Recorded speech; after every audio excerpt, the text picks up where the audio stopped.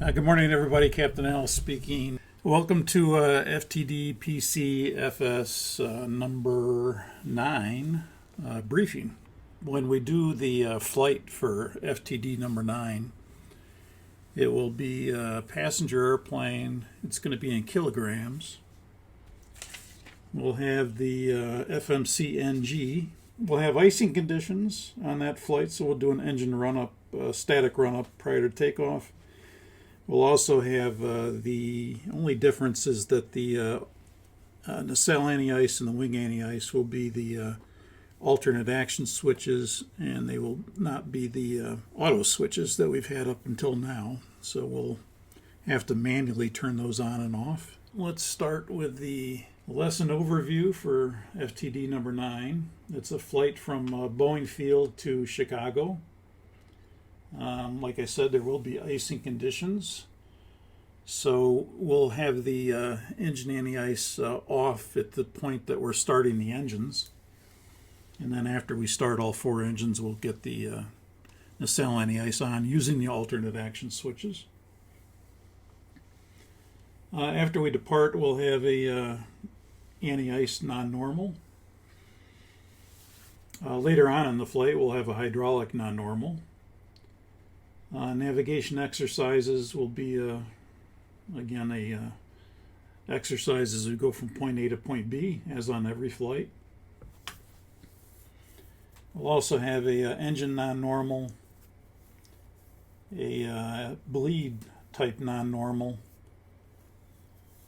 Since we're going to Chicago, we're going to have additional fuel on the aircraft, even though we wouldn't really require it from Boeing Field to Chicago. But for the purpose of the exercise, we're going to have a little heavier weight. And because of a problem that we have, we'll go into an alternate airport and we'll have to dump fuel because we'll be over our max landing weight. So we'll have a fuel jettison procedure, and then on the way into our alternate airport, we'll do a non-precision approach. That's where the hydraulic problem will come as well. Similar to last lesson. And then we'll do a non-precision approach.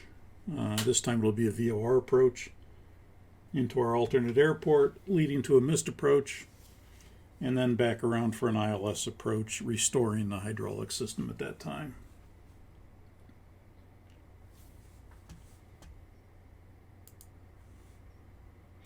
Here's our flight plan for lesson 9. Again, our origin airport is Boeing Field. Our destination is Chicago O'Hare, KORD. We're coming out of Bravo 4. We'll be in a position where we have started 2 engines. We'll say we've pushed back, and we've started 2 engines. And we have 2 engines to go. So 3 and 4 will be started, and 1 and 2 will be shut down. The runway 32 left will be the active runway. The route of flight will be Seattle J505 to Yankee X-Ray Charlie. I think that's Port Hardy. Direct to Gulf Tango Foxtrot. I think that's Great Falls. J204 to Mike Lima Sierra. And then J90 to Northbrook Oscar Bravo Kilo. When we pick up our clearance, which we would have already done, it'll be the Needle 9 departure. And expecting direct flak flight plan route. Our alternate's going to be Spokane, KGEG. Will be Sonic 44 Heavy. Our performance in kilos, since we'll be in kilos, the next flight will be a 236.4 tons on the zero fuel weight, 90.9 tons on the fuel. 327.3 tons on the gross weight. So in pounds, that equals 720,000 pounds. So we're not at max takeoff weight, but we are at a heavier weight, more than necessary to go to Chicago, as I said, but that's for the exercise of dumping fuel. Our reserves will be 9 tons. Cost index 150, cruise altitude flight level 250. We'll be using the TO1 thrust, fixed D rate with climb 1. It'll be a flap 20 takeoff. Again, we could probably do flap 10, but we haven't done flap 20 takeoff yet, so we'll do a flap 20 takeoff. And we'll have NADP1, the noise abatement procedure for acceleration height of 3,000 feet, engine out acceleration height of 1,000 feet, and the thrust reduction of 1,500. Wind will be 32015, slope 0, and the CG will be 25%. ATIS information, India's current, 32015 knots, 5 statute miles, rain. Overcast skies at 2,000, temperature 1 Celsius, dew point 0, altimeter 2987. We'll be departing runway 32 left. 32 left is in use. ILS 32 left is in use for arrivals. Advise on initial contact. You have India. We will have already picked up our clearance, so our clearance will be cleared to Chicago, runway 32 left, via the Needle 9 departure, direct FLAC, flight plan route, climb maintain 15,000, expect flight level 250 10 minutes after departure. Seattle departure will be 126.5 and squawk 4543. And this is a list of the items that we'll be doing on the lesson that equate to the map that we'll see here in a minute. And we'll have a starter cutout. We'll actually have a couple of start problems involving the start valve. So one will be where the start valve doesn't open, and the other will be where the start valve doesn't close. After we take off, we'll have a wing anti-ice valve left problem. On the departure, climbing to cruise altitude, we'll also have a hydraulic overheat system 3. Pretty much when that's complete, we'll get a heading to intercept the Seattle 035 radial to track it outbound.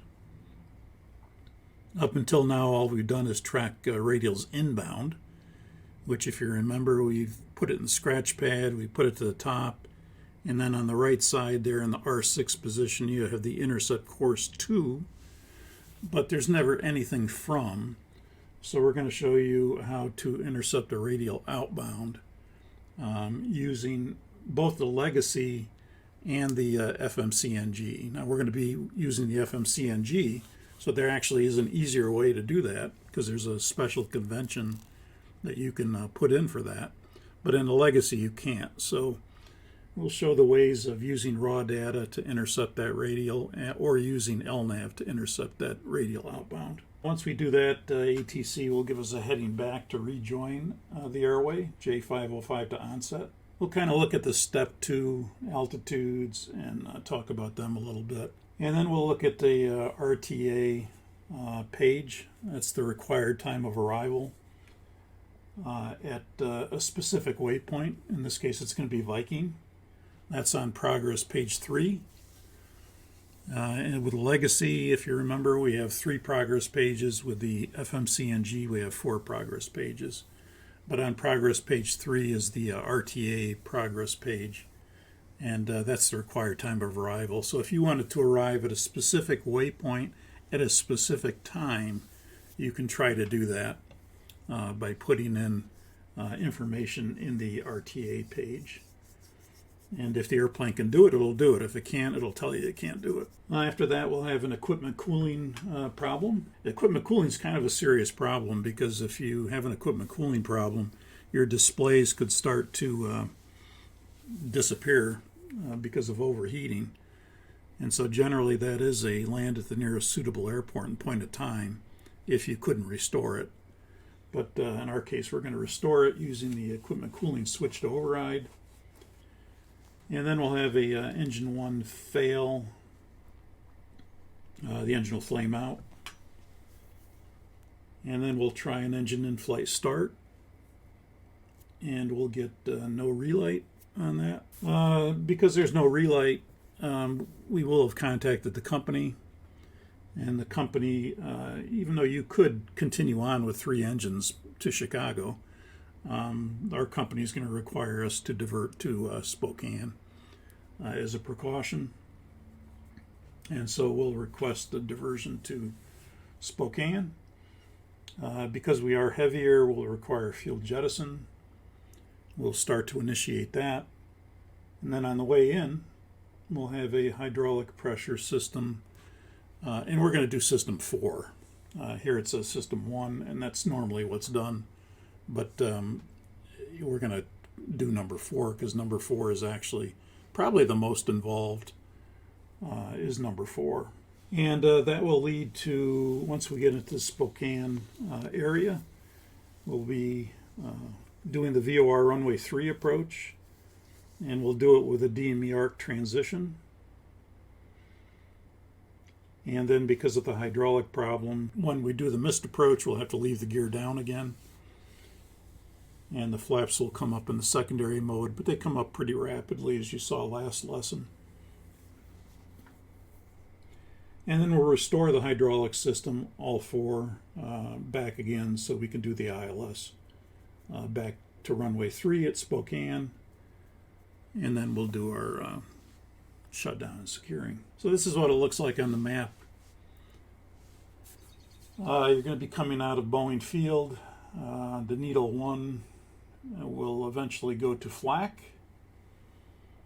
and then we join the airway to onset.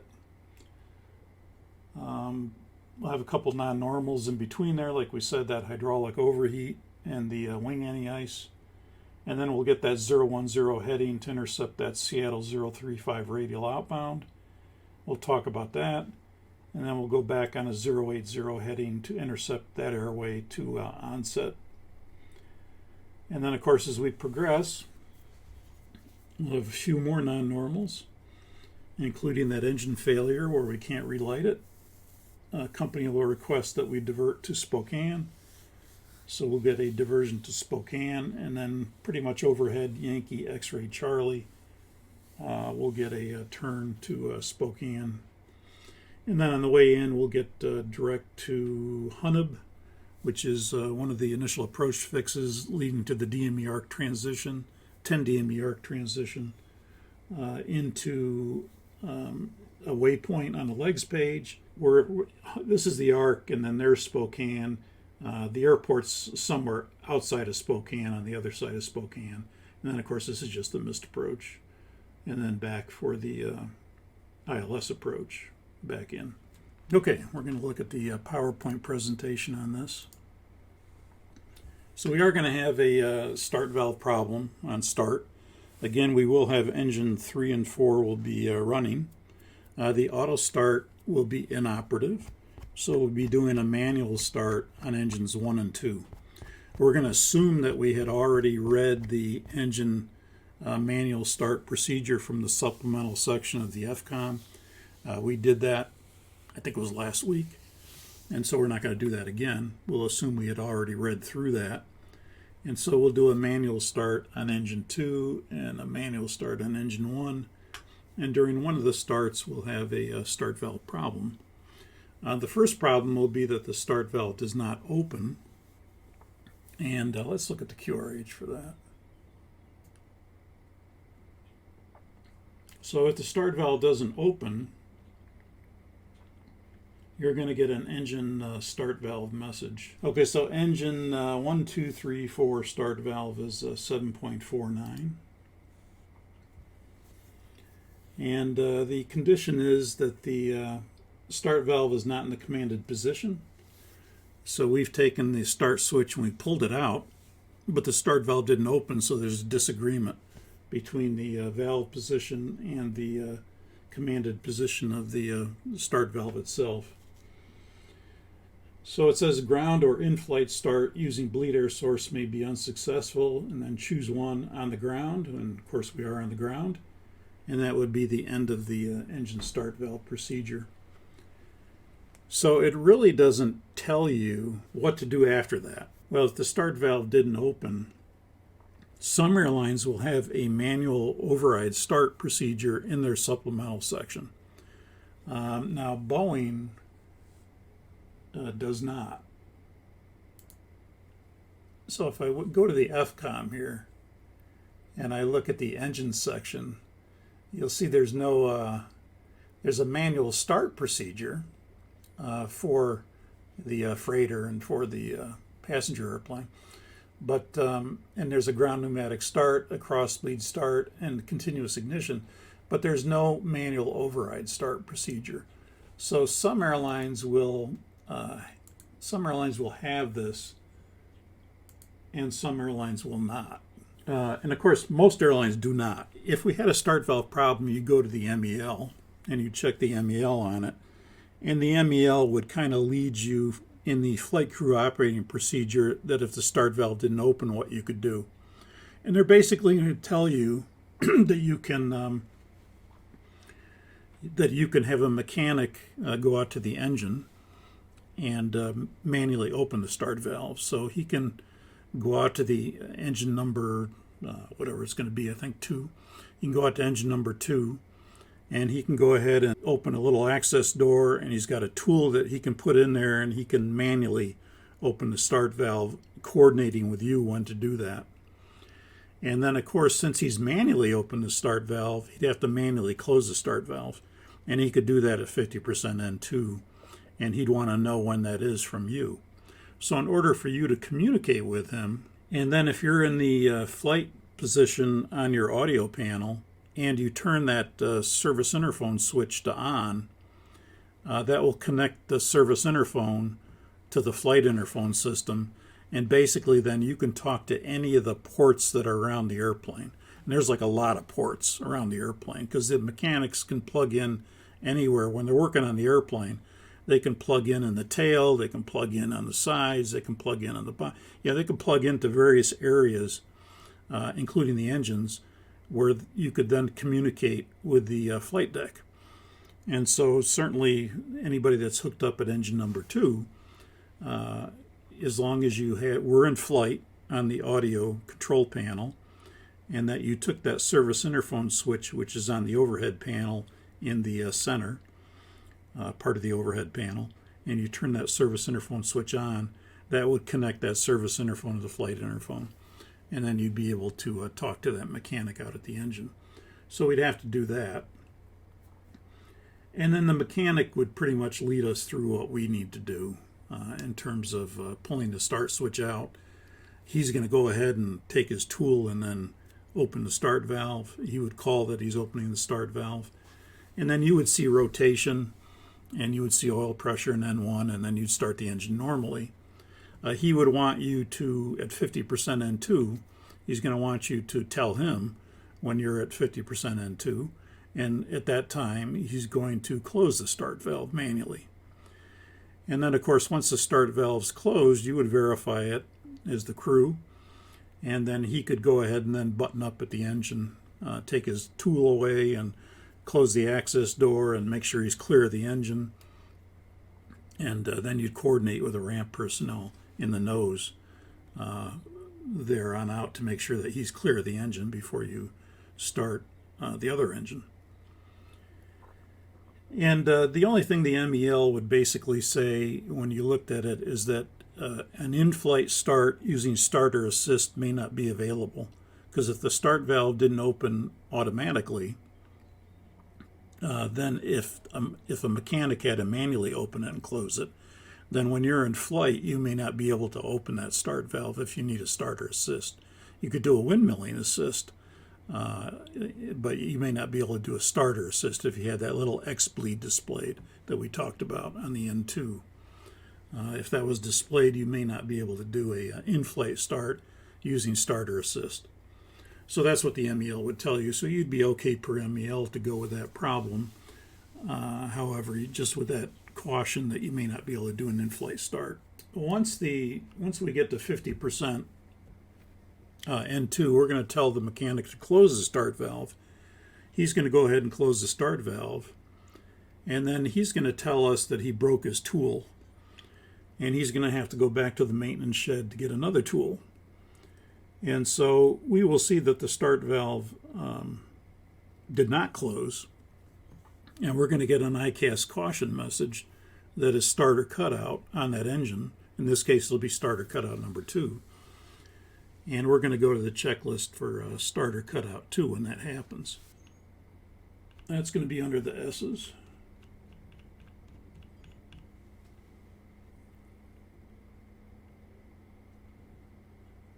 So that'll be starter cutout 1, 2, 3, 4, 7, decimal 60.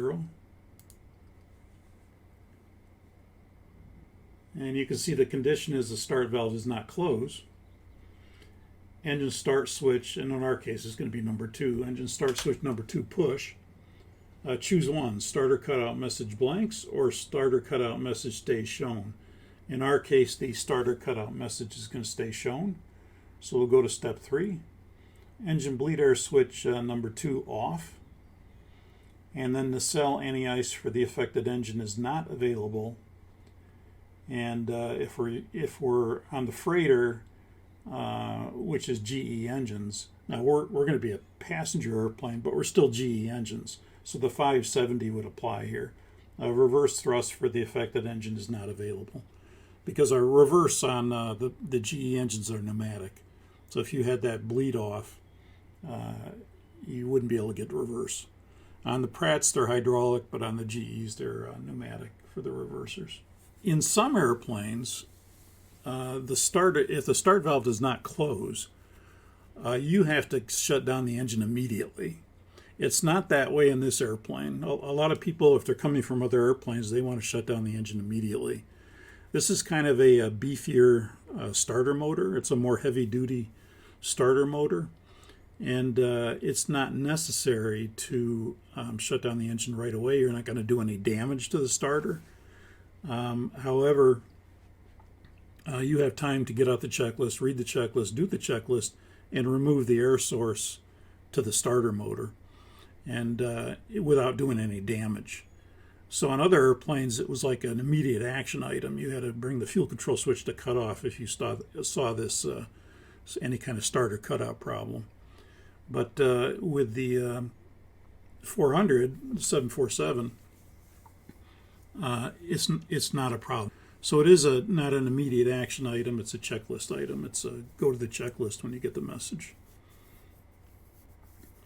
Now from there, of course, the mechanic's going to come back out. He's going to have a new tool that he's going to insert, and then he's going to go ahead and manually close the start valve. And then we'll just verify that the start light extinguishes on the start switch and that the ICAS message extinguishes, goes away. And in that case, he'll be good then to go. You'll be okay per MEL to go with that particular problem that he manually closed the start valve.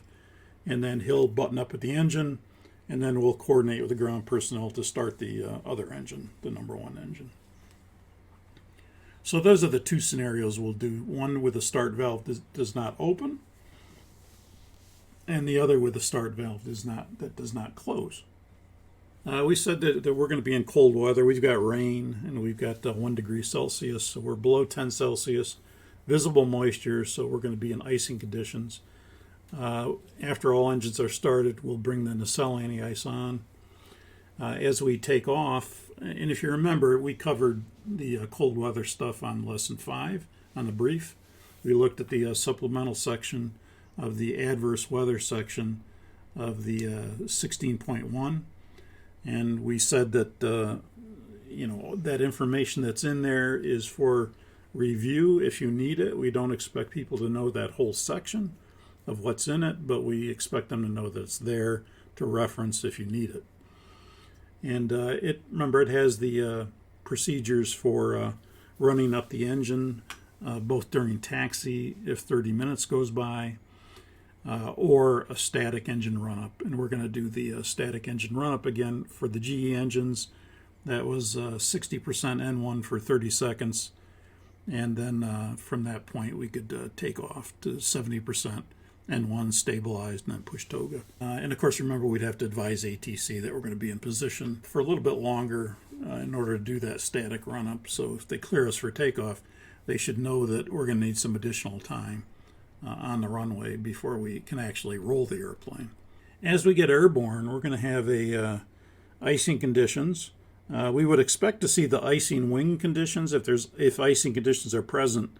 The icing wing ICAS message would come because the leading edges are deployed. In order for the wing anti-ice to work, the leading edges have to be retracted. Otherwise, you're just pissing it overboard. So once we get the leading edges retracted, then we could bring on the wing anti-ice. at that point if we have icing conditions. And remember, we said the wing anti-ice is more effective as a de-icer than it is as an anti-icer. You can use it as either, but they say it's more effective as a de-icer. So normally if we see accumulation like building up on our windscreen, on our windshield wipers, on the posts, there's a couple places you can see where, because you can't see the wing, but you can see on your windshield some things that would indicate that the ice is being built up. And in that case, you could use the wing anti-ice system. We're going to go ahead and do that because let's say we do see accumulation of ice. So we go ahead and bring the wing anti-ice switch on, but now what happens is one of the valves does not open. One opens, one does not open. And so you've got kind of an asymmetric situation there. One side is going to be clearing the wing, and the other side is not because the valve's closed. And that's kind of a little bit of a critical situation because you don't want to get an asymmetric buildup on one side because that could affect the lift on one side, whereas the lift on the other side is just fine. So if you look at the W's, we're going to have an ICAST message that says WAI valve left and right. That'll be a 3.22. And if we go to that, we'll have a valve light. And the condition is going to be the wing anti-ice valve is not in the commanded position. Choose one. We've got that decision tree again. Wing anti-ice switch is on or wing anti-ice switch is off. Well, in our case, the wing anti-ice switch is going to be on because we just turned it on because we wanted it to remove ice from the wings. The statement is valve is failed closed. So it says wing anti-ice switch off.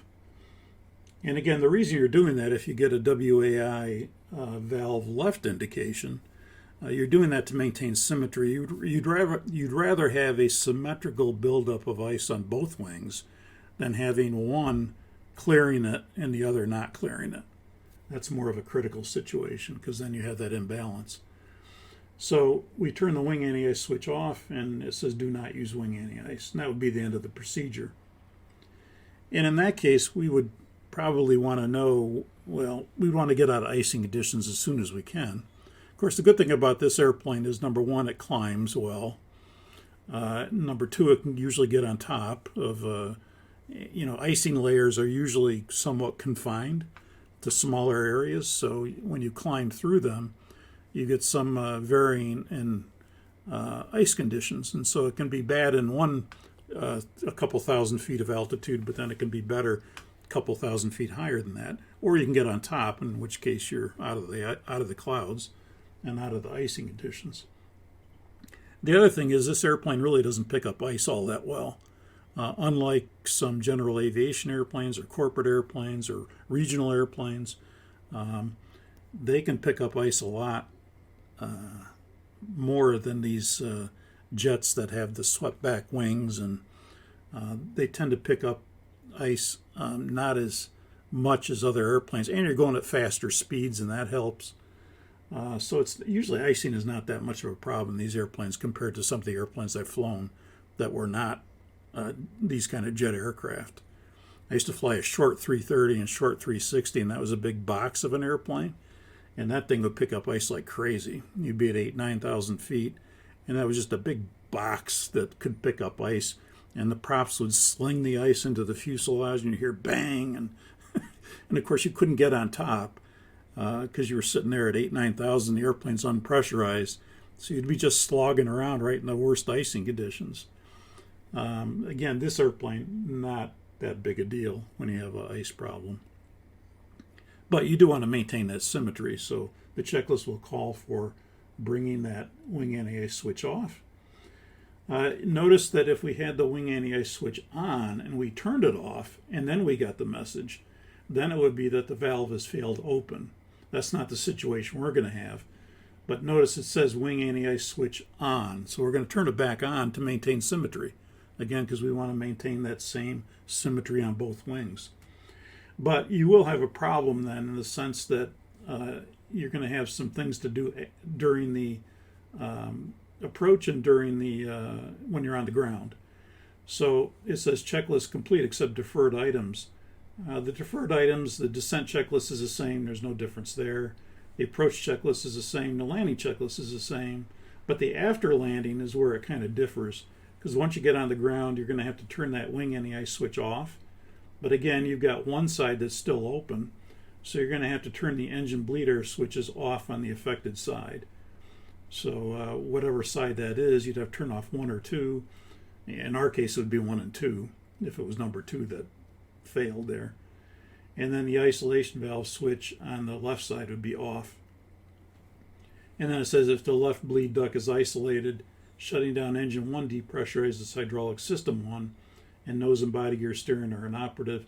Tight turns while towing can cause body gear tire scrubbing. So, obviously you have some precautions here on landing or after landing. If you were to have the problem where you turn the switch off and the valve failed open and now you turn the switch back on to maintain symmetry. But we're going to have this one where we're turning it on and we just have to turn it off and avoid icing conditions. And we could, again, get an expedited climb if we needed to. We could find out where the tops are. And if we know where the tops are and we can increase our climb rate a little bit, we could probably get on top and or lessen the effects of the icing by just getting away from the altitudes where we're picking up that ice. ATC is going to give us a turn to 010 degrees to intercept that 035 radial from Seattle. And like we talked about, if you're in the legacy FMC, there is no way to track outbound from anything unless you're using heading select. But as far as using LNAV goes, there's no way to, we're always going to something, we're never going away from something. In the FMCNG, we do have a special convention that we can put in to get the Seattle 035 radial and track it outbound using LNAV. It's not raw data. And personally, I think it's best to use raw data, and that's what we're going to talk about here. But you could put in the FMCNG, you can put in what you see here, the Seattle 035 without the slash. And you could put that up to L1 on the legs page, and it would create Seattle and a radial outbound. And then if you were in heading select and you were flying to that and you armed LNAV, then LNAV would capture and go outbound from Seattle on that 035 course from. Now again, it's still computer generated data, should be pretty accurate. But personally, I think the raw data is more accurate in this case if you were given a clearance like this.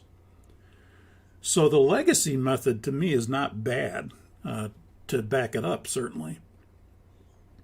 And this is the legacy, the FMC legacy method. And that's to go to the NavRad page and put in Seattle /035, or just Seattle, put it to L1, 035, put it to L2.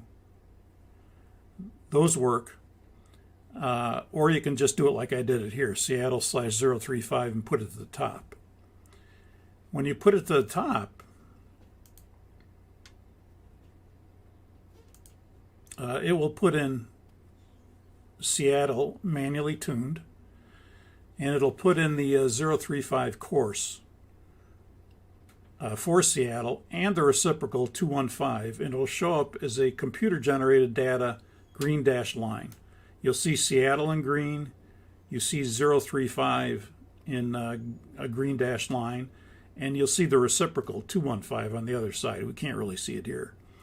This is still computer-generated data. So if you want raw data, we either have to use the needle, the VOR needles, which are off in this case, but normally we'd have them on, and you'd have the tail of the needle here, and you'd want to see that on 035 when we intercept that course.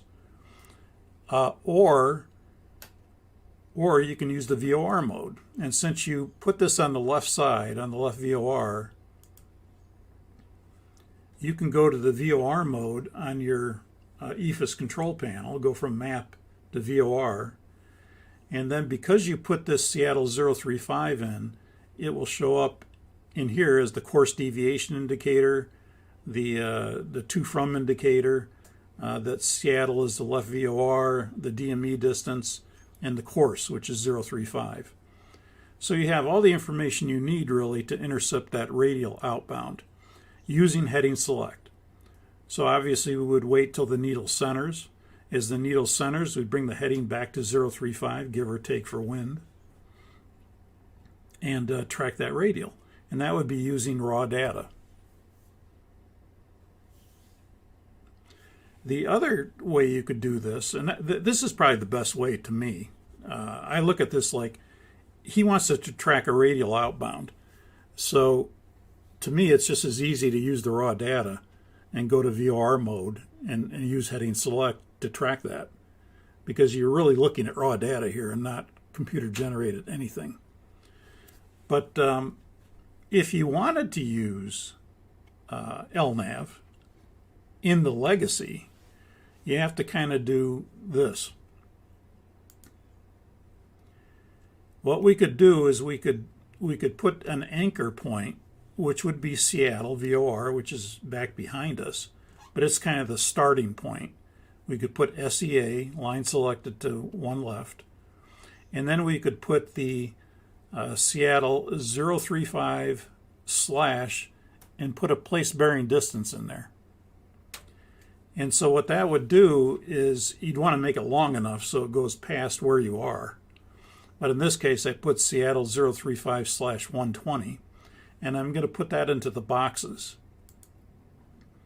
And what you have now is you have from Seattle to the Seattle 035 at 120, you have a line. And that's this the line that'll be going from Seattle to Seattle 02. And we've executed it now. But what we really want to do is we don't want to go to Seattle, because Seattle's the active waypoint. We want to go to intercept the Seattle 035 radial outbound. So what we can do is bring this Seattle 2 down to the scratch pad, and it'll come back down to the scratch pad as a place, bearing, distance, in tenths of a degree and in tenths of a mile. And then we can bring that up to line L1 and make it the active waypoint. And then, once you have it as the active waypoint, we can put in that course of 035. So the course from here to here would be, from Seattle to Seattle 02 would be the remembered course, whatever that is. It could be Great Circle, it could be 034, it could be 033, whatever it is. But when you bring Seattle 035 120, when you line select it at the scratch pad and bring it back to the top, it'll go ahead and put that in here in small font, and then you make it big. You could put 035, but it may be off a little bit. If you put whatever course is in there, you could make that big and then execute that. And then when you execute that, you would have a magenta line now going to Seattle 02, and we could arm LNAV, and then LNAV would capture and track outbound, or track the inbound to Seattle 02. So that's the way you can do it with the legacy. Now it seems a little convoluted, and it seems like it'd be easier to use raw data, and I think it is. I think with the legacy, it's easier to use raw data. And just go to what we talked about earlier, which was this, just to use the VOR mode and to use heading select. And then once he gives us a heading back to the airway, we could go back to the map mode and then decide where we're going to intercept, and then intercept and use LNAV. But personally, I think this is the best way, just using raw data. But this is the way, if you wanted to make it a waypoint in legacy, you could do it by creating Seattle 035, and make a long enough distance so it's way out here somewhere. Put that after Seattle, and then you could simply take that second waypoint down the scratch pad, bring it to the top, intercept course 2, whatever that is, make it big,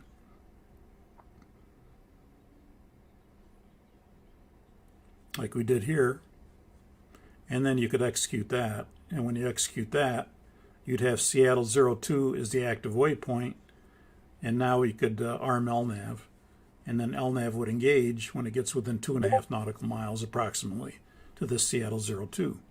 And that would kind of represent the Seattle 035 radial, tracking it outbound. Now, as I said, with the FMC NG, we could just put Seattle 035, no slash, Seattle 035, line select to the top, and you would get a dashed line going out from Seattle and execute it, and then you could arm LNAV and it would capture and track outbound. But that's only on the NG and not on the legacy. So on the legacy, we'd have to do something like this. And then, of course, we're going to, once they're done tracking outbound on the 035 radial, we'll get a turn back to the right to 080 to intercept the airway to onset. And so he'll say turn right heading 080, intercept Victor, or whatever it is, intercept J, whatever it is, to onset. Or you may say just intercept the airway back to onset. In which case, again, we can see that TWISP is the active waypoint in this case. And if we want to make onset the active waypoint, we have to bring onset to the scratch pad, onset to the top, and then remember that it'll say intercept course over here, and it will remember the course from TWISP to onset, the previous course, which is this course from here to here, from TWISP to onset. So you could bring onset to the scratch pad, onset to the top. You see they did that. And then this came up as 042 in small font, but we already made it big. And when you make it big, you get that white dashed line that goes 699 nautical miles. And then we can execute that, and then that would get rid of TWISP and have that onset be the active waypoint, and the course into onset is the course on the airway, and that's what you want. So you can see here we executed it, modified became active, onset's the active waypoint, the course goes away, but now you have that 699 nautical mile line that goes out from onset, so you can't miss it. And then, of course, we can arm LNAV and then intercept that airway.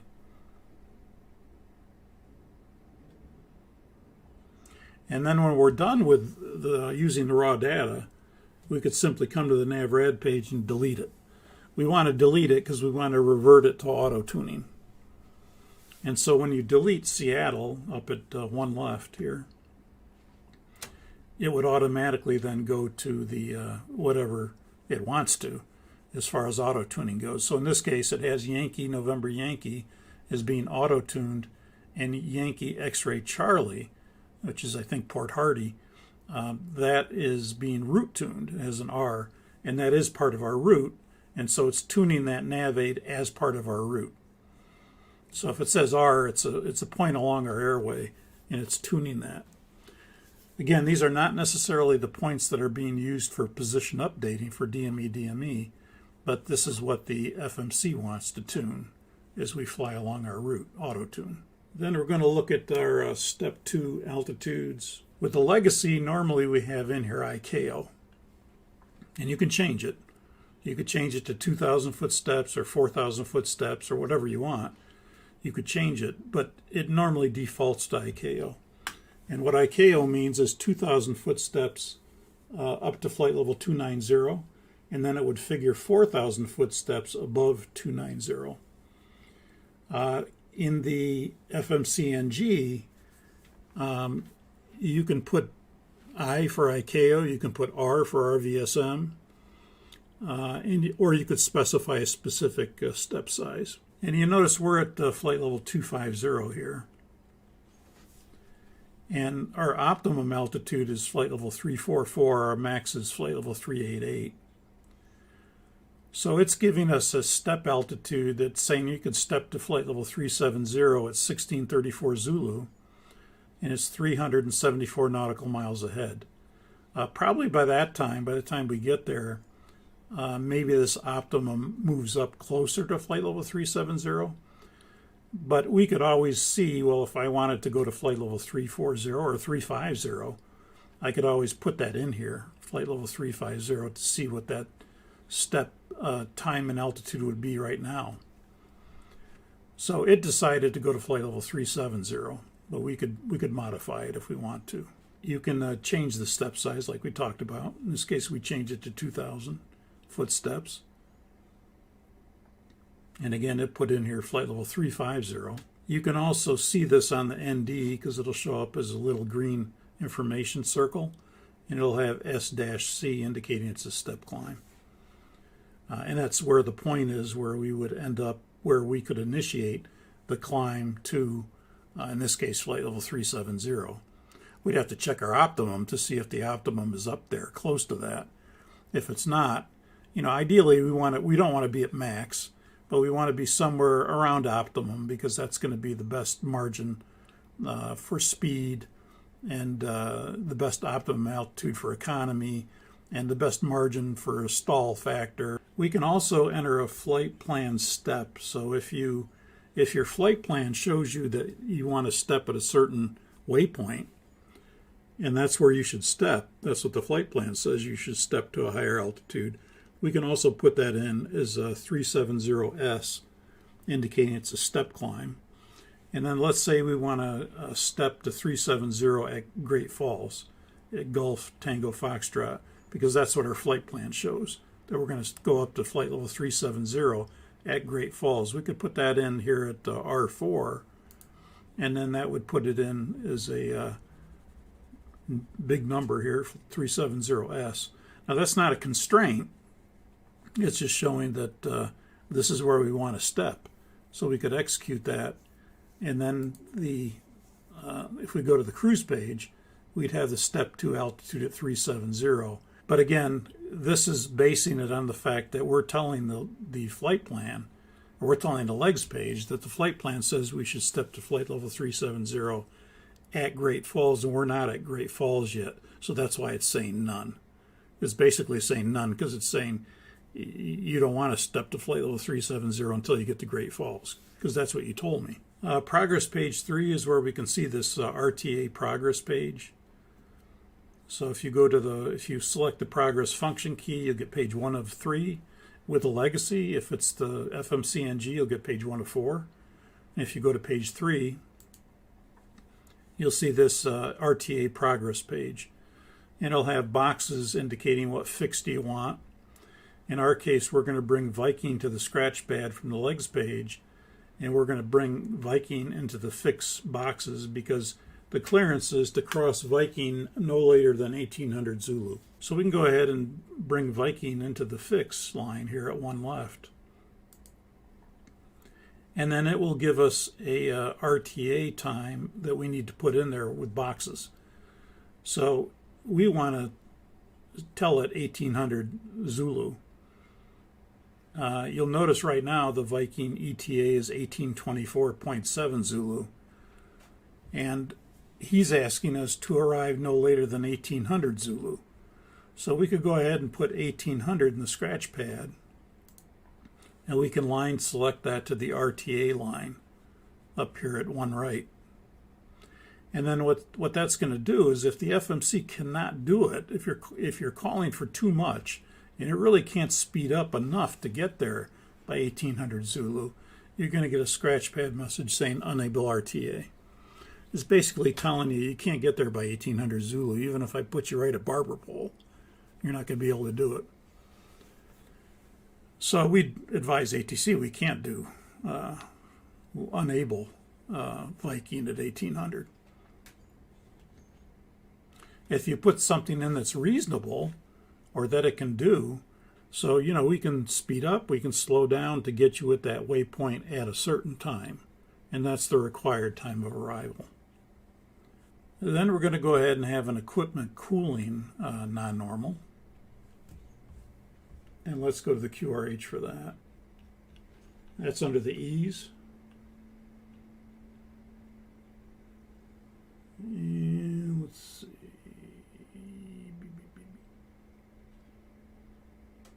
And you can see it's the last one under the E's, equipment cooling 2.26.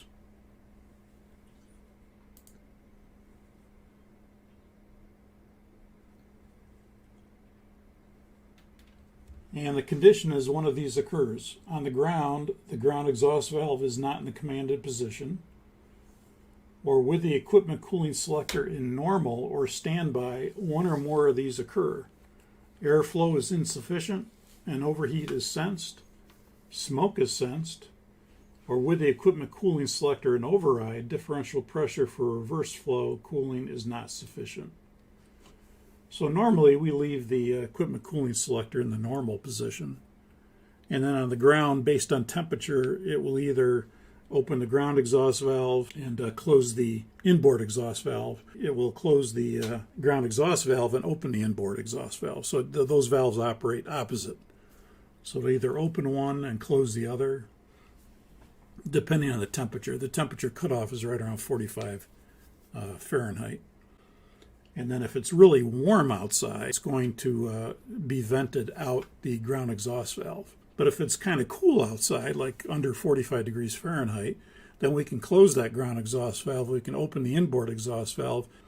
When you're in flight, if you get this equipment cooling message, then there could be a problem with a fan that's stopped, or whatever, the airflow is insufficient for cooling.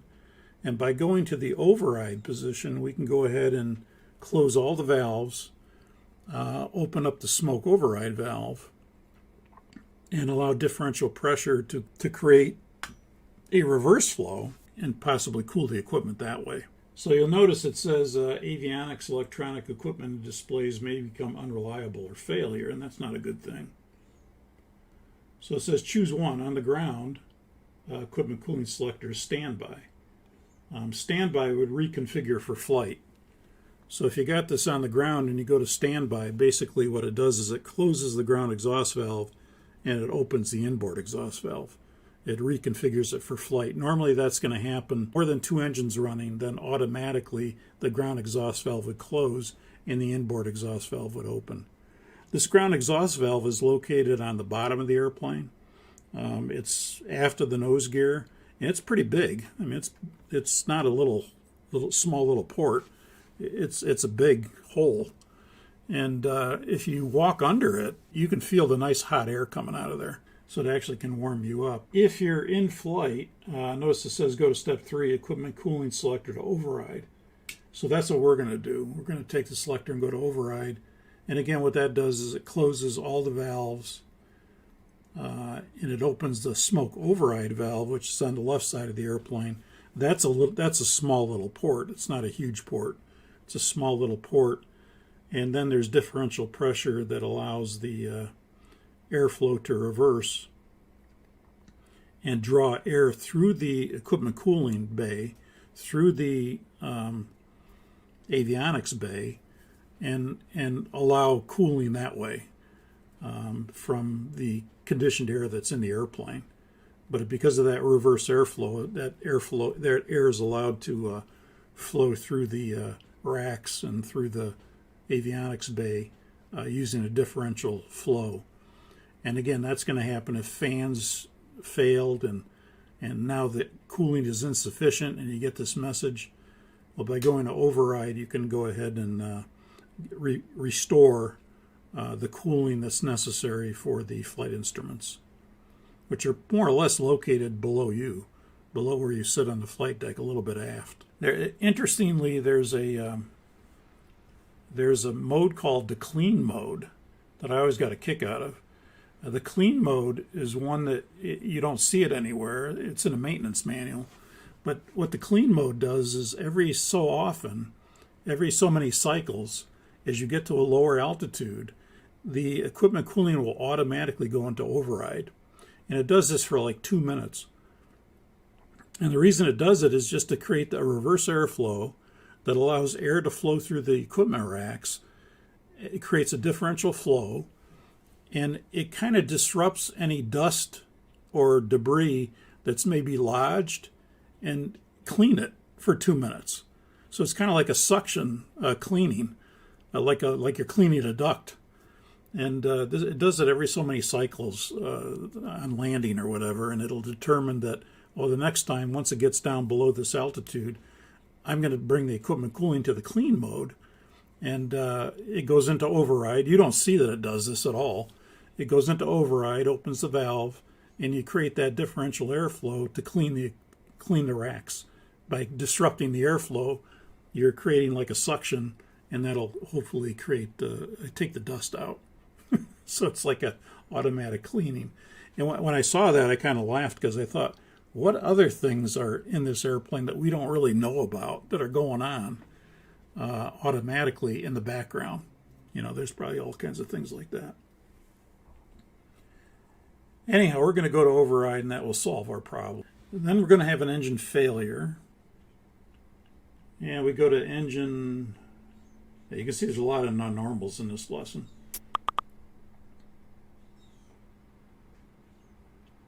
We go to engine 1, 2, 3, 4, fail. You'll see there's 3 of them here. So we're going to go to, let's see, that's 570. We're going to be in a passenger airplane, so we'll go to 109. Okay, so the message is going to be engine 1, 2, 3, 4 fail. It'll probably be one of the inboards, like I said, because that way the rudder trim can control it just fine. And I don't have to sit there and worry about the rudder too much as we do the lesson. So the condition is one of these occurs, an engine failure, an engine flame out. And it says if more than one engine fail message is shown, go to step 2. Or if more than one engine fail message is shown, then go to the multiple engine flame out or stall checklist on page 7.14. So in our case, it's just going to be 1. So we'll go to step 2.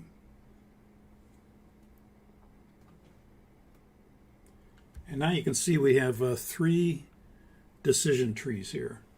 It says choose one, airframe vibrations with abnormal engine indications, or an engine is separated, or we have airframe vibrations with abnormal engine indications do not exist, and an engine has not separated.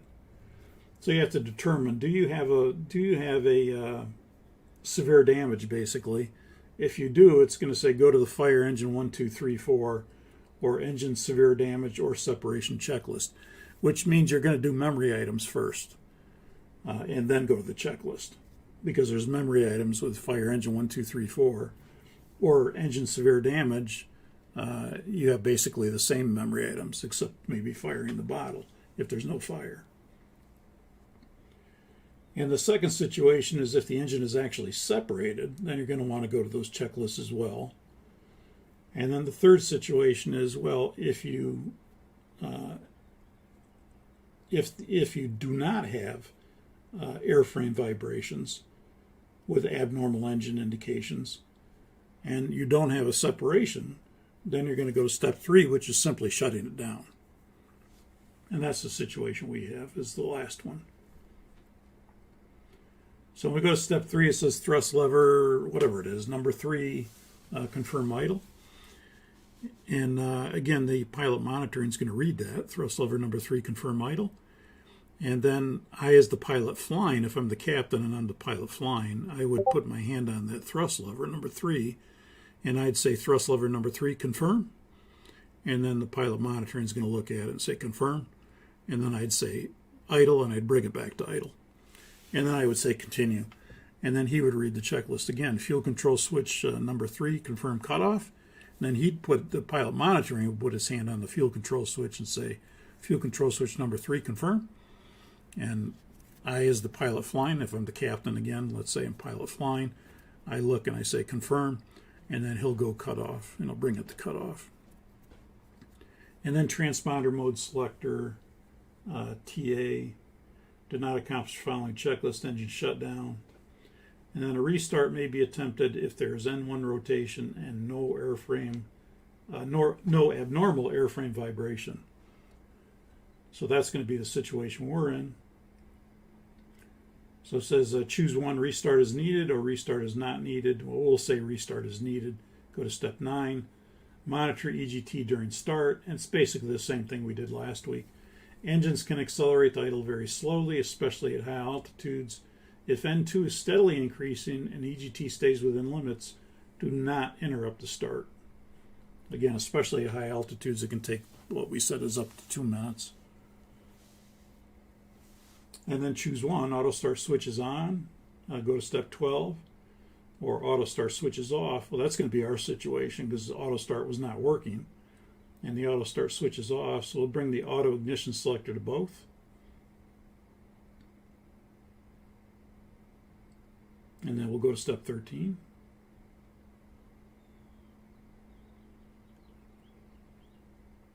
And then choose one. Crossbleed indication is blank, or the crossbleed indication is shown.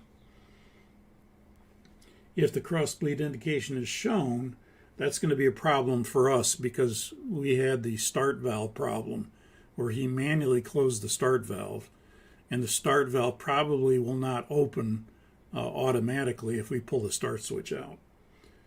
So that could be a problem. But as long as it's windmilling, we could try the crossbleed indication. If it's blank, then we could try a windmilling start. So I think in our case it'll probably be a windmilling start. I think we'll have enough oomph, enough air to start the engine without a starter assist. And then go to step 14. We'll bring a continuous ignition on, fuel control switch to run on number 3. And then choose one. If the engine starts and runs normally, we go back to TARA. If it does not increase within 30 seconds or an abort condition, start condition is listed as listed in normal procedures, then bring the fuel control switch on number 3, confirm cutoff. Stop the start, basically. Well, that's the end of the procedure. So right here, either way would be the end of the procedure. For transponder mode selector TARA, end of procedure, or if you happen to shut down the engine again, then end of procedure. So we'll go through that procedure, and we're not going to get the engine back, however.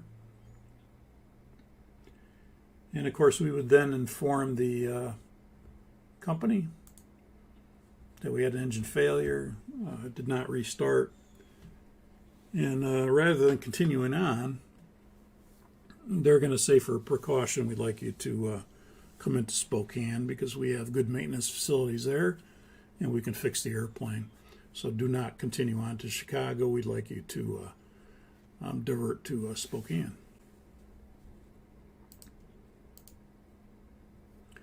Yeah, we talked about that. Crossbleed or crossbleed not displayed. I think in our case it's usually we have enough air for a windmilling start, so it probably will not be displayed. And again, we would go to the engine out page, since we're not going to get that engine back.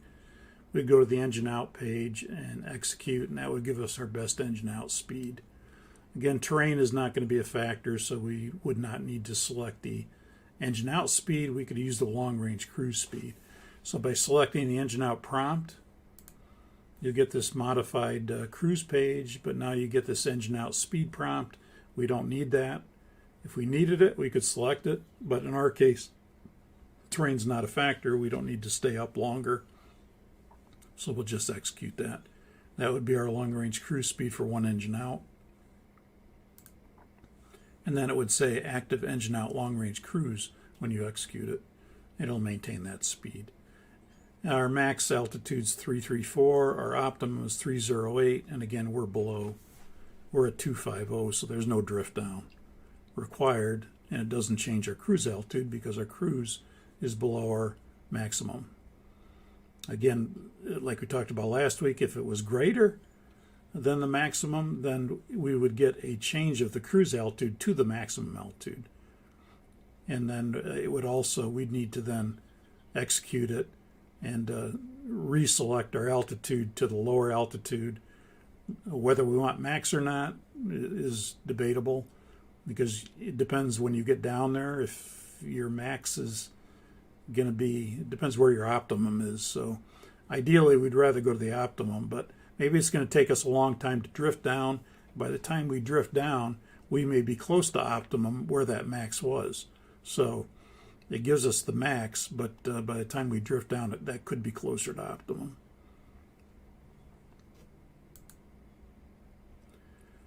So we're going to decide to divert. On the legacy, if you decide to divert to another airport, you have to change the destination on the route page. With the FMCNG, we do have what's called an alternate page, and we'll show this when we do it, the flight. You could go to the alternate page, and Spokane may be in there already. It'll list up to 4 alternates, and if Spokane is there, great. If it's not there, you can put it in. And then you could divert to Spokane using the alternate page. However, we're going to look at the legacy way here first, which is simply to change your destination. So you can go back to page 1 of the route page, and we can change our destination from KORD to KGEG. And what that does is it does a couple things for us. It tells the pressurization system that we're going to land at Spokane, and it'll know what the landing altitude should be at Spokane. The other thing it does is it changes the logic of the departure arrival page, so that when I select DEP-R, again, if the logic senses that I'm closer to Spokane, it's going to give me the Spokane arrivals. And so by changing the destination, you're affecting the pressurization schedule, because it now knows you're going to Spokane, and you're also rearranging the logic for the arrival page when you select DEP-R. So you can see we've typed out KGEG. We line selected up here to one right, and when you do that, it'll change the destination to Spokane. And then ATC is going to give us a clearance after a Yankee X-Ray Charlie, because we'll be approaching that. You're clear direct to Spokane VOR. So we'll, after Yankee X-Ray Charlie, we'll put in GEG, the VOR, and execute. There'll be a discontinuity here, and then you'll have the rest of the routing to Chicago. And then we'll have to clean up the routing. Now see, that's where the FMCNG is nice, because if you go to the alternate page and you select Spokane and you say, okay, divert now to Spokane, it'll divert to GEG and it'll get rid of everything else. So it kind of does things automatically for you that the legacy did not. It also gives you some different options, whether you want to divert now or you want to go overhead Yankee X-Ray Charlie and then go to Spokane. It's got some different options. Or if you want to even create in a beam position, you can. Oh, we'll look at that when we look at the alternate page. See here again, with the legacy, we have to kind of remove this unwanted routing. So again, we go to page 4, with the last waypoint's Northbrook, bring it to the scratch pad, go back to the previous page, back to page 1, or you could go next page to page 1. And then you could bring Northbrook into the boxes, and what that'll do is that'll bypass all those waypoints. So we're going to put Northbrook into the boxes, and you can see it's bypassed all the waypoints to that were in between that Yankee X-Ray Charlie and Northbrook going to Chicago. And so now we only have one waypoint to delete, and that's Oscar Bravo Kilo Northbrook, instead of 8 or 9 or 10 or 20 waypoints to delete.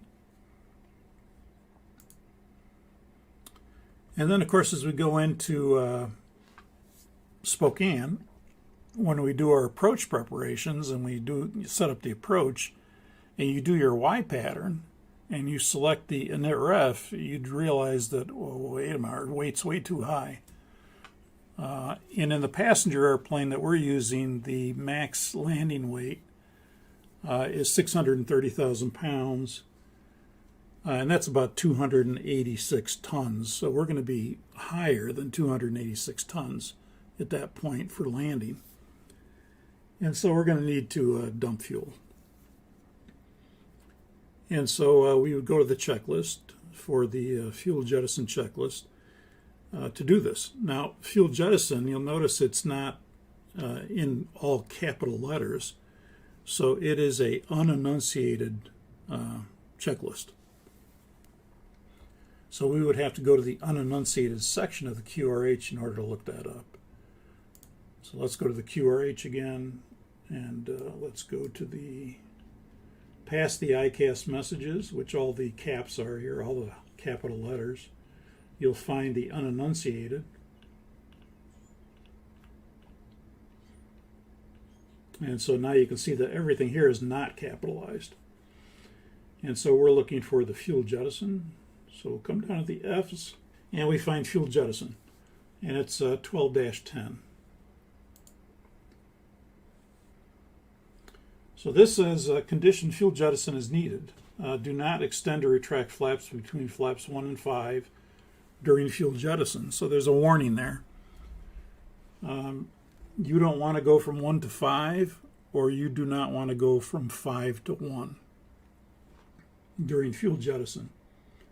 And the reason for that is because there's a disruption of the airflow when you go from 1 to 5 or 5 to 1.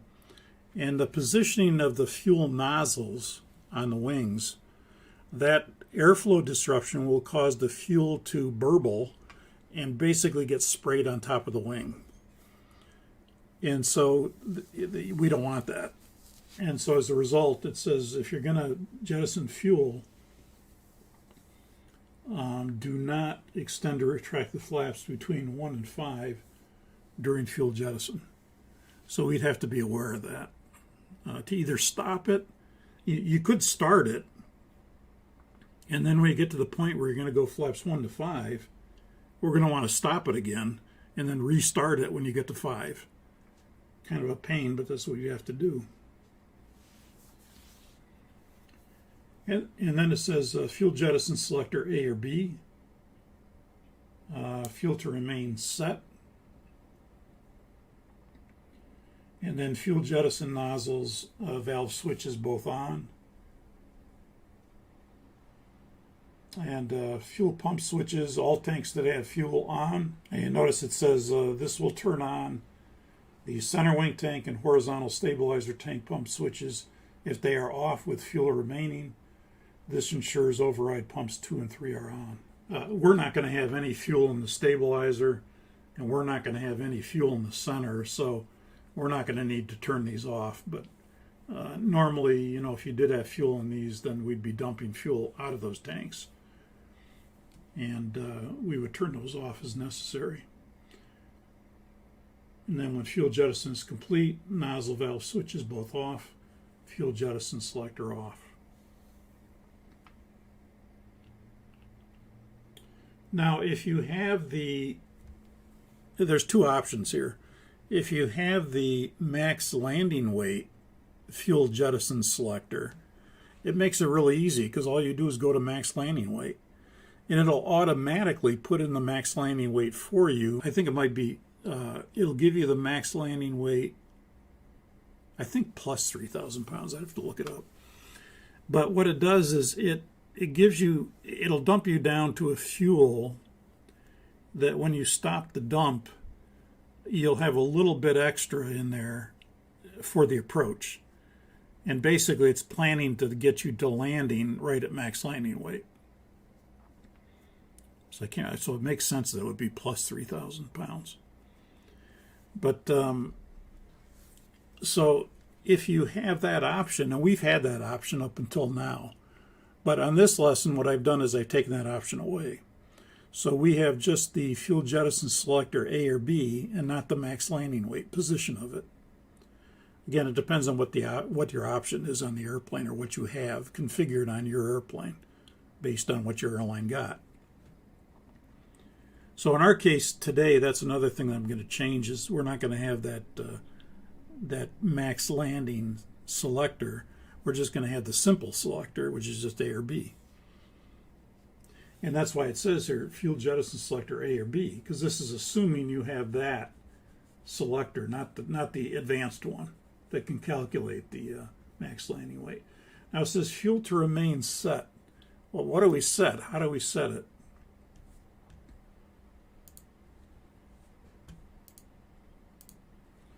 Well, the easiest way to do that is to think, what's your zero fuel weight? because that's a given. Your zero fuel weight doesn't change. You know, that's the weight of the passengers and the crew and everything other than the fuel. So that's not going to change.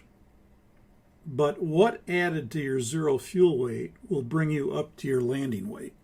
That's kind of the easiest way to look at it.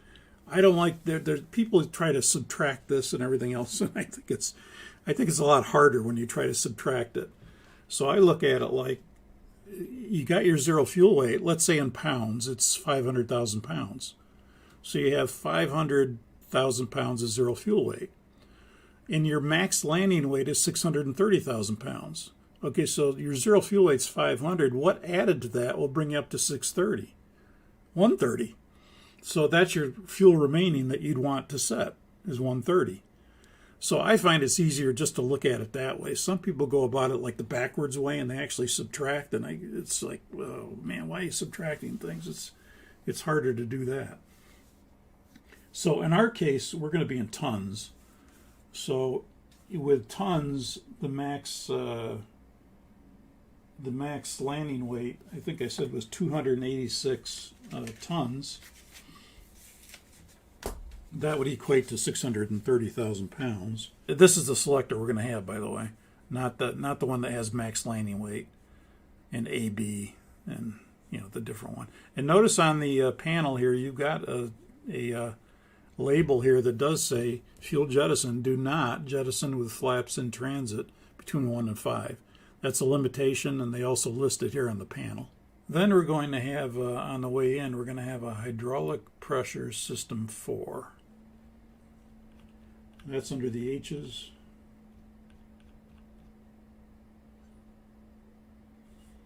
Okay, so hydraulic pressure system 1, 2, 3, 4. We're going to have hydraulic pressure system 4, 13.14. And it says hydraulic pressure system 4. We have a pressure light and a system fault light. The condition is the hydraulic system pressure is low. The objective is to restore system pressure, avoid further system damage, and configure for landing. Okay, so this is exactly the same as what we did last week. Demand pump selector for number 4 on. Engine pump switch number 4 off. And what that does is, in case the auto system didn't switch, we're going to see if the auto system works by taking it out of auto and putting it to on, and then turning the engine-driven pump switch off. And we're trying to force it to come on. And if it was an auto switching problem, it'll come on. Problem resolved. But if it's not, then, well, we tried it, but it didn't work, so now we're going to turn off both pumps. So do not accomplish the following checklist: hydraulic pressure engine, and then choose one. Did the hydraulic pressure system message blank? If it did, great. Going to on here with the demand pump selector worked. But if it didn't, then hydraulic pressure system message stays shown. That's going to be our case. Go to step 5, demand pump selector number 4 off. Okay, we tried it, didn't work, turn it off. And now you've got both off again. Both of these are off, the demand pump selector and the engine-driven pump. And now go to inoperative components below. We're going to go to system 4.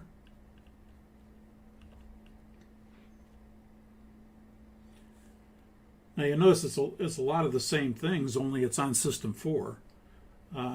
Note inoperative items. Right outboard elevator is inoperative. Pitch control is reduced. Outboard trim, instead of the inboard, remember if system 1 it was the inboard. Inboard, in this case, it's outboard trailing edge flap hydraulic operation and op. The trailing edge flaps move to the secondary mode. Secondary from 1 to 5 requires approximately 4 minutes. During approach, allow extra time for flap extension. And again, same thing. Flaps 1 will be pneumatic, so no problem.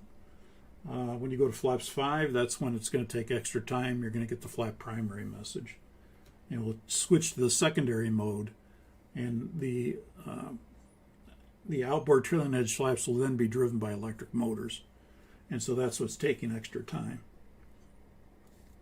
2 inboard spoiler panels on each wing are inoperative. Roll rate and spoiler capability are reduced. Now, these two inboard spoiler panels on each wing that are inoperative are the innermost spoiler panels. The spoilers go 322344, and on the other side 322344. And the 44, that's the system number 4, they're on the inboards. So that presents a problem on landing if we allowed the speed brake to automatically deploy, because those panels are not going to be working, and that would cause the nose to pitch up. So we got another problem that we didn't have on system 1, and that is that we can't use the auto speed brake system. We're going to leave it down, and we have to manually and slowly deploy the speed brakes on landing. Because if you just manually bring them out fast, the nose is going to pop up, and it really pops up. So that's going to be a problem, and that'll address that in the checklist. Wing gear hydraulic extension or retraction are an op, so we need to extend the gear using the alternate system. That's no different. System 4 normal brake source is an op. Well, that's a little worse now, because we have the alternate system 1 and alternate system 2. They are available, but we do lose normal brakes. So we still have braking, but they're on paired wheels instead of individual wheels. So your braking is actually reduced a little bit in the sense that you're not having individual wheels that sense a skid. It's on paired wheels on the same axle. Notice also that it says auto brake is inoperative. Manual braking is needed. So here's the other problem, is that the auto brakes are inoperative and we're not going to use them. So it's going to be manual braking. And thrust reverser number 4, well, that's not our case. Even though we're on 109 here, we have GE engines. So even though we're a passenger airplane, this is a passenger with Pratt engines. So we're a passenger with GE engines. So our thrust reverser will work because it's pneumatic. Okay, and then this is the same as we did last week. Recall switch push. And then we're going to check if there's only one hydraulic pressure system message shown or more than one. In our case, it's going to be 1. Go to step 9. Do not use auto land. Checklist is complete except deferred items. The deferred items, now, these that are bold would apply. Well, one of them. And that's that the auto brake would be off with system 4 inoperative. Remember, last week was just we used auto brakes because it was system 1. No problem. System 4, we have to turn the auto brakes off. So when we do the checklist, we're going to say off with system 4 inoperative. And the landing data, well, that'll be the same because there's only one hydraulic system out. So there's no speed additive. The speed additive is only if you have 2 hydraulic systems out, or multiple. But we have only one, so it's simply our VREF 30 speed, whatever that is. And this is the same. Approach briefing completed. And then altimeters, that's all the same. This is the same. Both systems 1 and 4 are inoperative? No. Systems 2 and 3 are inoperative? No. Only system 2, only system 3? No. All other system failure conditions? Yeah, we've got 4. We don't have 1 and 4, we just have 4. So that's C. And so this is going to be exactly the same. Some of it. Again, it says trailing edge flaps move in the secondary mode. Secondary extension from 1 to 5 requires 4 minutes. Allow additional time for flap extension. Do not accomplish the following checklist. Flaps primary when it comes. Alternate gear extension is the same. Landing gear lever off. Do not exceed the gear extend limit speed 270.82. Action is irreversible. Alternate gear extend wing switch to alternate. Alternate gear extend nose and body gear switch to alternate. Reduction of speed to below 0.60 Mach may be needed for the wing gear to lock down. That's not going to be a factor. When all gear are down, landing gear lever down. And that matches everything up so you don't get that gear disagree message. But now this is what's different. Choose one. System 4 is operating normally. No, it's not. System 4 is inoperative. Yes, it is. So here you've got the warning. Extend the ground spoilers manually and slowly. Automatic extension of the outboard ground spoilers without automatic extension of the inboard ground spoilers causes the nose to pitch up.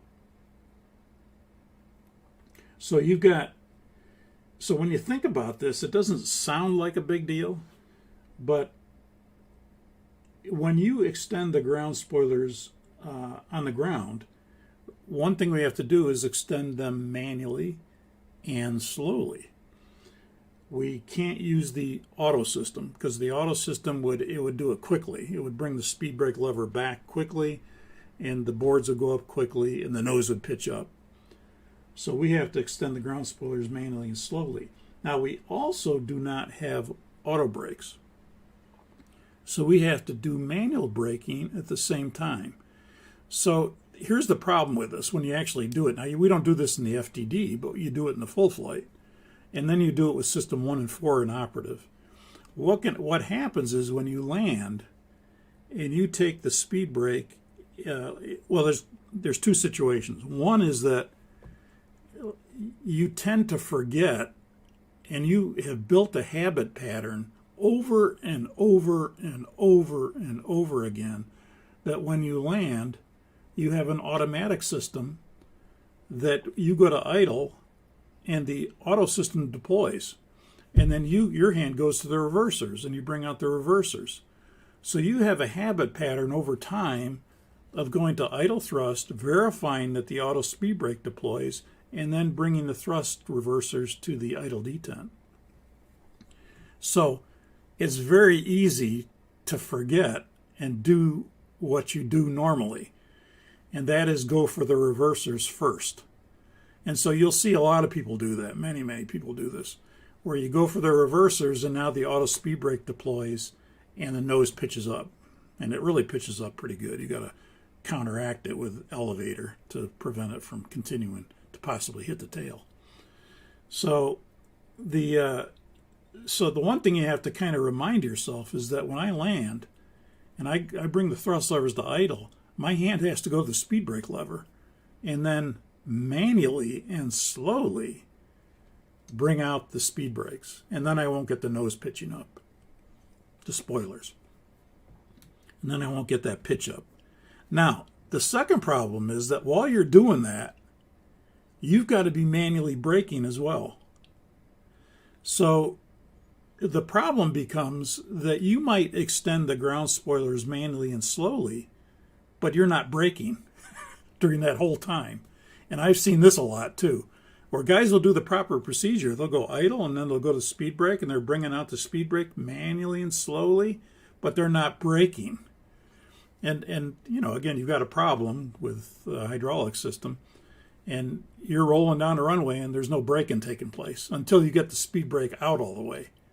Well, you have to do both at the same time. So this is kind of like, I equate it to when I tell students about this, is you're rubbing your stomach and you're rubbing your head and you're chewing gum at the same time, and you're doing in the opposite directions. Because it's very easy to not. So I always tell the guys before we land, if I'm the pilot flying, hey, remind me on a short final to extend the ground spoilers manually and slowly, and remind me that it's manual braking. Just to put it in my head before I touch down that this is what I need to do. I need to manually deploy, and as I'm doing that, I need to be braking. I need to be doing two things at one time. I guess guys aren't good at multitasking. Maybe that's the problem. But you see this a lot in the simulator where people do one, but they don't do the other. Or they go for the reversers, and then the nose pops up, and they have to counteract it that way. So this is a lot harder than it sounds.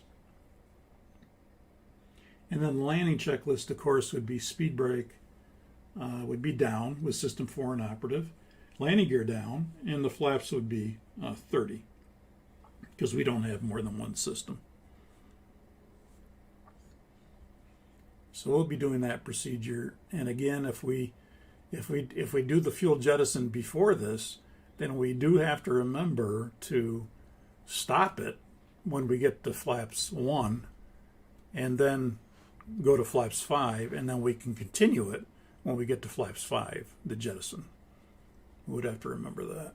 Again, it's going to be system 4 that we were having, so you get a system fault light and a pressure light. Then we'll do the approach preparations on our way in as well. You can see this lesson is pretty busy. And we're going to do the VOR runway 3. You can see on this picture it's got D142J. That was this. The name replaced these D142J. By the way, the J represents the DME distance. So if you look at the keyboard here, A through E would be 1 through 5. 1, 2, 3, 4, 5 miles. 6, 7, 8, 9, 10 miles would be J. So if you had a waypoint named D142, the 142 would be the radial, and the J would be that it's a 10 DME arc position. But in the case of these approaches, you can see that there is a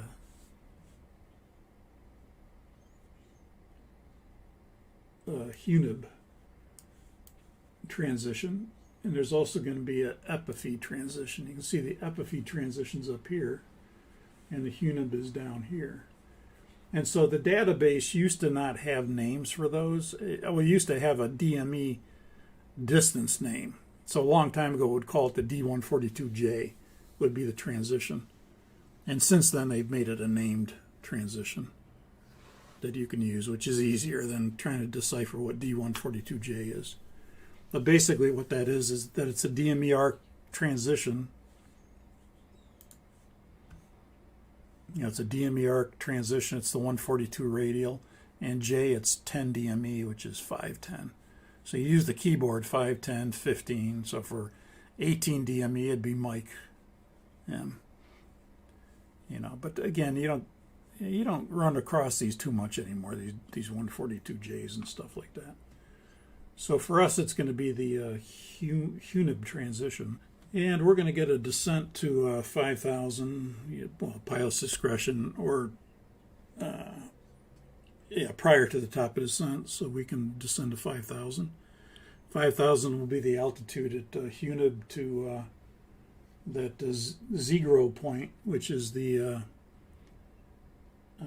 initial fix where we turn inbound for a straight-in approach.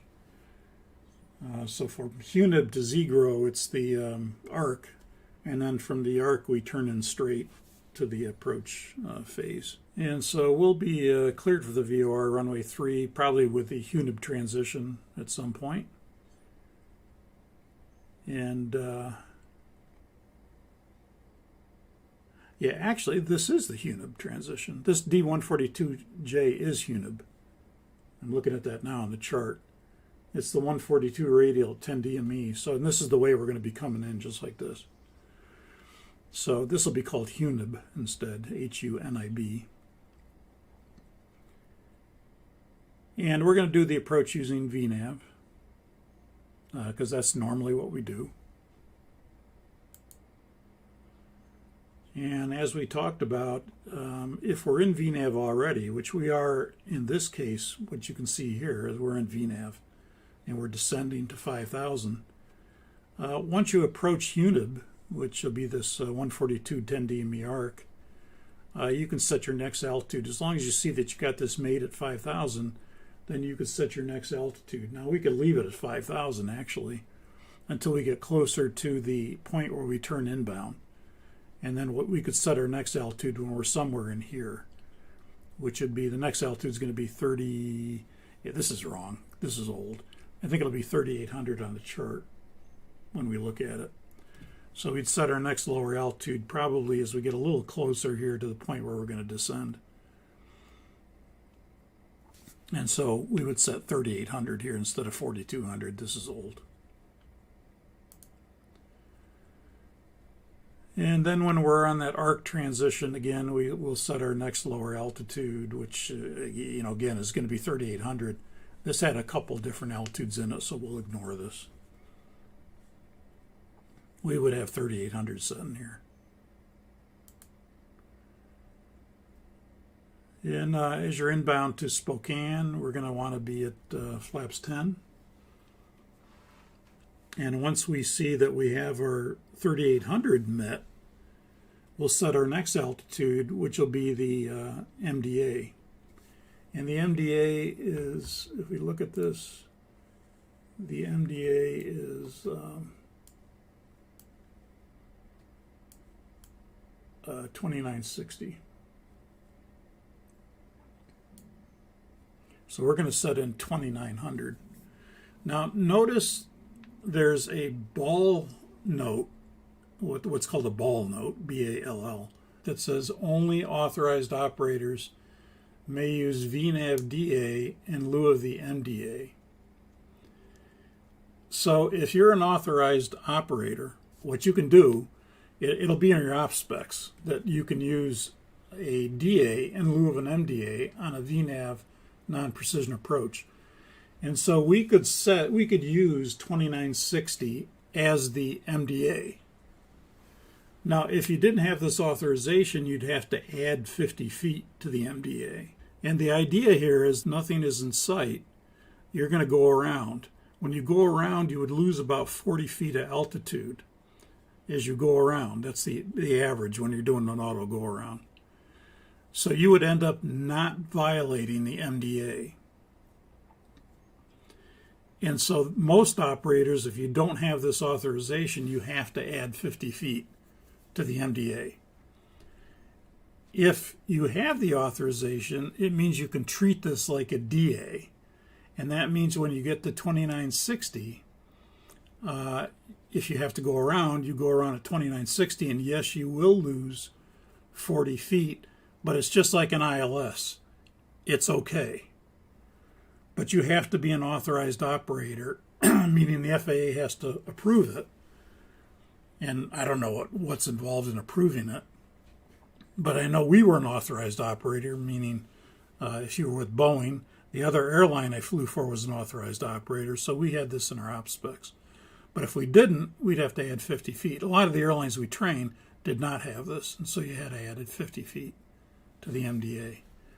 But in our case, we're gonna assume that we are an authorized operator, and we're gonna let the MDA be 2960, which is as listed. We've got our next altitude in here, which is the MDA, and again we can set 2960.